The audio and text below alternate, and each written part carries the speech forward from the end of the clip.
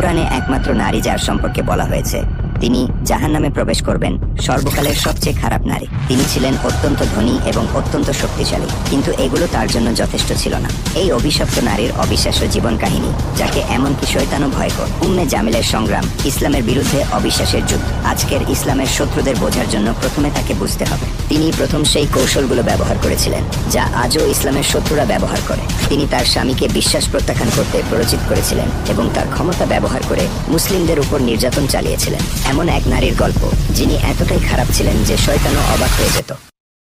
কে ছিলেন সেই নারী যাকে আল্লাহ তাআলা কোরআনে অভিশপ্ত হিসেবে উল্লেখ করেছেন তা কিছুক্ষণের মধ্যে জানতে চলেছেন।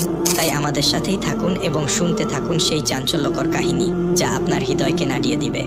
উম্মে জামিল জন্মেছিলেন কুরাইশ গোত্রে, মক্কার সবচেয়ে শক্তিশালী গোত্রগুলোর একটি। তার পিতা হাব্ব ইবনে উমাইয়া ছিলেন মক্কার সম্মানিত নেতাদের একজন। এমন পরিবারে জন্ম নিয়ে তিনি বড় হয়েছিলেন প্রাচুর্য আর মর্যাদার মাঝে, কিন্তু এই উচ্চ মর্যাদা তার অন্তরকে ভালো করেনি। শৈশব থেকেই তিনি ছিলেন উচ্চাবিলাসী, অহংকার এবং ক্রোধে ভরা। অল্প বয়সে তিনি বিবাহ বন্ধনে আবদ্ধ হন আবুল আহাবের সাথে, যিনি ছিলেন আব্দুল মুত্তালিবের পুত্র। আবুল আহাব ছিলেন মক্কার সবচেয়ে ধনী ও ক্ষমতাশালী পুরুষদের একজন। তার সম্পদ উম্মে জামিলকে, যিনি অহংকার আর বিলাসিতা পছন্দ করতেন, অপরিসীম আনন্দ দিয়েছিল। আবুল আহাব ছিলেন কুরাইশের বিখ্যাত ব্যবসায়ী, যার বাণিজ্য ছড়িয়েছিল দূর দূরান্তে। উম্মে জামিল এই সম্পদ ব্যবহার করে মক্কার সবচেয়ে আলোচিত নারীদের একজন হয়ে উঠলেন। কিন্তু তিনি শুধু তার স্বামীর সম্পদের ছায়ায় বসে থাকতেন না। তার সবচেয়ে বড় অস্ত্র ছিল তার তীক্ষ্ণ জিহ্বা। তিনি তার চারপাশের নারীদের উপর প্রভাব বিস্তার করতেন, গুজব ছড়াতেন, যাকে ঘৃণা করতেন তার নাম নষ্ট করার চেষ্টা করতেন। এই কাজ তাকে আরো গর্বিত করত, কিন্তু আসল সত্য ছিল তিনি ভয় পেতেন, তার ক্ষমতা আর মানুষের সম্মান হারানোর ভয়। মক্কায় যখন মানুষ বাণিজ্যে ব্যস্ত থাকত, কেউ কেউ তাদের গোত্রের সম্মান রক্ষায় মগ্ন থাকত, কিন্তু উম্মে জামিল ছিলেন তার গোত্র আর স্বামীর মর্যাদা ধরে রাখার জন্য আচ্ছন্ন। তার কাছে সবচেয়ে গুরুত্বপূর্ণ ছিল কুরাইশের নেতৃত্ব, বিশেষ করে উমাইয়া পরিবারের প্রভাব। কিন্তু একদিন মক্কার বাতাসে এমন এক খবর ছড়িয়ে পড়ল যা তার অন্তরে বিপর্যয় নিয়ে এল। নবী মুহাম্মদ সাল্লাল্লাহু আলাইহি ওয়াসাল্লাম ঘোষণা করলেন, আমি আল্লাহর রাসূল। উম্মে জামিলের জন্য এই কথা ছিল ঝড়ের মতো। তিনি নবীর পারিবারিক বংশ ভালোভাবে জানতেন। তিনি ছিলেন হাশিম পরিবারের, যা কুরাইশের একটি শক্তিশালী শাখা। কিন্তু যদি তিনি সত্যিই নবী হন, তাহলে তার ক্ষমতা কি বিপদে পড়বে না? তার জন্য এটি সত্য মিথ্যার প্রশ্ন ছিল না, এটি ছিল নিয়ন্ত্রণের লড়াই। যদি ইসলাম মক্কায় ছড়িয়ে পড়ে, কুরাইশের শাসন ভেঙে যাবে আর তার গর্বের জগৎ ধুলায় মিশে যাবে। তাই তিনি ইসলামের বিরুদ্ধে লড়াইয়ে নেমে পড়লেন প্রথম নারীদের একজন হিসেবে। তার স্বামী আবুল আহাব ইতিমধ্যেই নবীর বিরোধিতা শুরু করেছিলেন, কিন্তু উম্মে জামিল এই ঘৃণাকে আরো তীব্র করলেন। তিনি শুধু ইসলামের বিরুদ্ধে দাঁড়ালেন না, তিনি এটি ধ্বংস করার জন্য সবকিছু করলেন। নবীর সম্মান নষ্ট করতে, মুমিনদের ভয় দেখাতে তিনি তার বিষাক্ত কথা ছড়িয়ে দিতেন মক্কার সরু গলিতে, বাড়ির উঠোনে, কাবার চারপাশে। তিনি ছিলেন শুধু একজন শত্রু নন, তিনি হয়ে উঠেছিলেন ফিতনার কারণ। কিন্তু তার আসল যুদ্ধ তখনও শুরু হয়নি। উম্মে জামিলের জন্য ইসলাম ছিল শুধু একটি বিশ্বাস নয়, এটি ছিল তার জীবনের জন্য গুরুতর বিপদ। মক্কা ছিলেন এক ব্যক্তি, নবী মুহাম্মদ সাল্লাল্লাহু আলাইহি ওয়াসাল্লাম, যিনি বহু বছরের পুরনো ব্যবস্থার বিরুদ্ধে দাঁড়িয়েছিলেন। আর উম্মে জামিল এই নতুন দিনের বিস্তার রোধ করতে যে কোনো কিছু করতে প্রস্তুত ছিলেন। প্রথমে তিনি এটিকে গুরুত্ব দেননি। নবীর নবুয়াতের দাবি শুনে তিনি ভেবেছিলেন এটি বেশি দিন টিকবে না। কিন্তু যখন মানুষের ভিড় তার পিছনে জড়ো হতে শুরু করলো, তখন তার অন্তরে ভয় আর ক্রোধ জ্বলে উঠল। আবুল আহাবের সাথে মিলে তিনি এই নতুন দিনের বিরুদ্ধে লড়াইয়ের নেতৃত্ব দিলেন।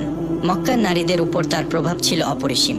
তার একটি কথা শহর জুড়ে ছড়িয়ে পড়ত দ্রুত। তিনি এই ক্ষমতা ব্যবহার করলেন ইসলামের ক্ষতি করতে। উম্মে জামিল মিথ্যা ছড়াতেন, ভুল গল্প রটাতেন। মুহাম্মদ পাগল, উম্মে জামিল চিৎকার করে বলতেন। মুহাম্মদ জাদুকর, উম্মে জামিল মানুষকে সতর্ক করতেন।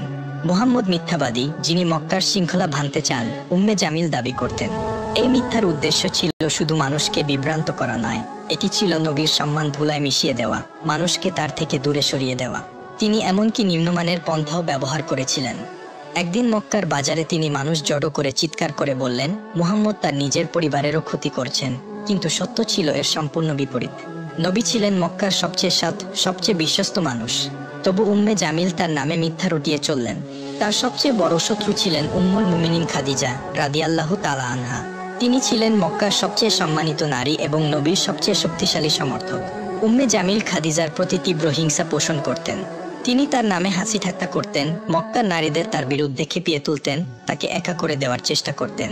তিনি খাদিজার সাথে দেখা করা নারীদের হুমকি দিয়ে বলতেন, তোমরা যদি তার সাথে মিশতে থাকো আমরা তোমাদের সমাজ থেকে বের করে দেব।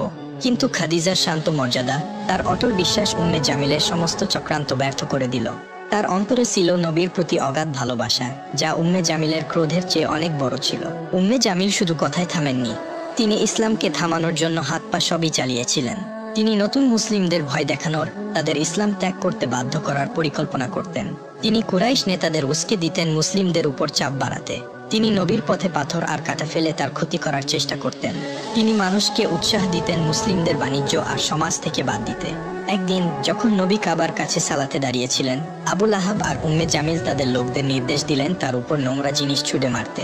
তারা মক্কার সবচেয়ে সম্মানিত মানুষটির অপমান করতে একটু দ্বিধা করলেন না। কিন্তু তারা যতই চেষ্টা করুক, মুসলিমদের সংখ্যা প্রতিদিন বাড়তেই থাকল। এটি উম্মে জামিলকে পাগল করে দিল। তার মিথ্যা চক্রান্ত আর যথেষ্ট ছিল না, তিনি নবীকে হত্যার পরিকল্পনা শুরু করলেন। বহু বছর ধরে তিনি ইসলামের সবচেয়ে বড় শত্রুদের একজন ছিলেন, কিন্তু তার নাম শুধু মক্কার পথে ঘাটে উচ্চারিত হলো না, কুরআনে তাকে চিরকালের জন্য অভিশপ্ত হিসেবে লিপিবদ্ধ করা হলো। আবু লাহাব আর উম্মে জামিল ইসলামের বিস্তারে আরো হিংস্র হয়ে উঠলেন।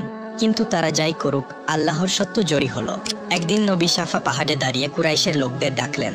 তিনি বললেন, হে কুরাইশের মানুষ, যদি আমি বলি এই পাহাড়ের পিছনে একটি সেনাবাহিনী আছে যারা তোমাদের আক্রমণ করতে প্রস্তুত, তোমরা কি আমাকে বিশ্বাস করবে? সবাই একসাথে বলে উঠল, হ্যাঁ, কারণ তুমি কখনো মিথ্যা বলনি। তখন নবী বললেন, তাহলে শোনো, আমি তোমাদের একটি মহাশাস্তির বিষয়ে সতর্ক করছি। এই কথায় চারদিক নীরব হয়ে গেল। এটি ছিল ইসলামের প্রকাশ্য ডাকের শুরু। কিন্তু আবু লাহাব ক্রোধে ফেটে পড়লেন। তিনি চিৎকার করে বললেন, এই কথা বলার জন্য তুমি আমাদের জড়ো করেছ, ধ্বংস হোক তুমি। তারপর তিনি সেখান থেকে চলে গেলেন। এই অহংকারের জবাবে আল্লাহ অবতীর্ণ করলেন সূরা আল মাসাদ। শুনুন কি বলা হয়েছে এই সূরায়। ধ্বংস হোক আবু লাহাবের 2 হাত, আর ধ্বংস হয়েছে সে। তার সম্পদ আর তার অর্জন তাকে বাঁচাতে পারবে না। সে পূর্বে আগুনের লেলিহান শিখায়, আর তার স্ত্রী যে কাঠের বোঝা বহন করে, তার গলায় থাকবে পাকানো দড়ির রশি ঘি। এই সূরা ঘোষণা করলো আবু লাহাব আর উম্মে জামিলের শেষ পরিণাম। কাঠের বোঝা বহনকারী বলতে বোঝানো হলো উম্মে জামিলকে, যিনি নবীর পথে পাথর আর কাঁটা ছড়িয়ে দিতেন। এটি তার মন্দ প্রকৃতির প্রতিচ্ছবি। যখন এই সূরা অবতীর্ণ হলো, উম্মে জামিলের ক্রোধ আরো তীব্র হলো। তার কাছে এটি ছিল মৃত্যুর ফরমান। মক্কার মানুষ তার ভাগ্য নিয়ে কথা বলতে লাগলো। এমনকি কুরাইশের নেতারাও তার সাথে ঠাট্টা করলো। একদিন তিনি ক্রোধে ফুঁসতে ফুঁসতে একটি বড় পাথর হাতে নিয়ে মসজিদুল হারামে গেলেন। তিনি নবীকে হত্যা করতে চাইলেন। তিনি ভেবেছিলেন নবী সেখানে বসে আছেন। আবু বকর রাদিয়াল্লাহু তাআলা আনহু তার পাশে ছিলেন। কিন্তু আল্লাহর ইচ্ছায় উম্মে জামিল নবীকে দেখতে পেলেন না, যদিও তিনি ঠিক সেখানেই ছিলেন। তিনি আবু বকরের দিকে তাকিয়ে চিৎকার করে বললেন, তোমার বন্ধু কোথায়? আমি তাকে শেষ করতে এসেছি। সে তার জাদু আর মিথ্যা দিয়ে আমাদের একে অপরের বিরুদ্ধে করেছে। আবু বকর শান্তভাবে তার দিকে তাকালেন। আল্লাহ নবীকে তার চোখের সামনে অদৃশ্য করে দিয়েছিলেন। উম্মে জামিল ক্রোধে পাথর ফেলে দিয়ে চলে গেলেন। তিনি জানতেন সূরা মাসাদ তার শেষ ঘোষণা করেছে, কিন্তু তার ক্রোধ আল্লাহর বিচার বদলাতে পারল না। সূরা মাসাদের অবতীর্ণ হওয়া আবু লাহাব আর উম্মে জামিলের জন্য বিপর্যয় ছিল। তারা ইসলামের উত্থান থামানোর জন্য সব চেষ্টা করেছিল। আবু লাহাব মুসলিমদের বিরুদ্ধে সামাজিক ও অর্থনৈতিক বয়কটের নেতৃত্ব দিয়েছিলেন। এই কঠোর বয়কট 3 বছর ধরে মুসলিমদের কষ্টে ডুবিয়ে রেখেছিল। কিন্তু তারা ইসলামের আলো নিভিয়ে দিতে পারলেন না। তাদের নিষ্ঠুরতা তাদের নিজেদের ধ্বংসের পথে নিয়ে গেল। আবু লাহাবের শেষ এলো নির্মমভাবে। মক্কায় একটি মারাত্মক রোগ ছড়িয়ে পড়ল। আবু লাহাব সেই রোগে আক্রান্ত হলেন। তার শরীর এতটাই ভয়াবহ হয়ে গেল যে কেউ তার কাছে যেতে সাহস করল না। এমনকি কুরাইশের লোকেরাও তাকে ত্যাগ করল। তিনি একা মারা গেলেন, ব্যথায় কাতরাতে কাতরাতে। উম্মে জামিল, যিনি বছরের পর বছর তার স্বামীকে সমর্থন করেছিলেন, তিনিও তাকে পরিত্যাগ করলেন। তার মৃতদেহ পড়ে রইল মাটিতে। কেউ তাকে দাফন করতে এগিয়ে এলো না। শেষে কিছু লোককে অর্থ দিয়ে তার দেহ একটি গর্তে ফেলে পাথর দিয়ে ঢেকে দেওয়া হলো। তার সম্পদ, তার মর্যাদা, তার গর্ব সব ধুলায় মিশে গেল। আবু লাহাবের মৃত্যুর পর উম্মে জামিল একা পড়ে গেলেন। যে নারী একসময় মক্কার রানী ছিলেন, তিনি হয়ে গেলেন দুর্বল, অসহায়। মক্কার মানুষ ফিসফিস করে বলতে লাগল, সূরা মাসাদের অভিশাপ তার উপর পড়েছে, কি তবু তিনি থামলেন না। তিনি মুসলিমদের বিরুদ্ধে ঘৃণা ছড়াতে থাকলেন। কিন্তু সময়ের সাথে তিনিও দুর্বল হয়ে পড়লেন। তার শেষও এলো নির্মমভাবে। কেউ কেউ বলে তিনি একটি বড় পাথরের নিচে চাপা পড়ে মারা গেলেন। কেউ বলে একটি দড়ি তার গলায় পেঁচিয়ে তাকে শ্বাসরোধ করলো। সূরা মাসাদের কথা, তার গলায় থাকবে পাকানো দড়ির রশি, তার মৃত্যুতে সত্য হয়ে উঠল। উম্মে জামিল আর আবু লাহাব ছিলেন ইসলামের সবচেয়ে বড় শত্রু। তারা মনে করেছিল তাদের সম্পদ আর ক্ষমতা তাদের বাঁচাবে, কিন্তু আল্লাহর বিচার থেকে তারা পালাতে পারলেন না। এই দুনিয়ায় তাদের জীবন শেষ হলো অপমানে, কষ্টে আর চিরন্তন শাস্তির প্রতিশ্রুতিতে। এই গল্প শুধু তাদের নয়, এটি একটি সতর্কবাণী প্রতিটি অবিশ্বাসী আর জালেমদের জন্য যারা সত্যের বিরুদ্ধে দাঁড়ায়। হে আল্লাহ, আমাদের অন্তরকে আবু লাহাব আর উম্মে জামিলের মতো সিল করে দেওয়া অন্তর থেকে রক্ষা করো। আমাদের পথ দেখাও নবীর পথে, যেন আমরা ঈমান, ন্যায় আর ভালো চরিত্রে জীবন কাটাতে পারি। আমাদের অন্তরকে পবিত্র করো অহংকার, হিংসা আর ঘৃণা থেকে। আমাদের সঠিক পথে অটল রাখো। আমিন।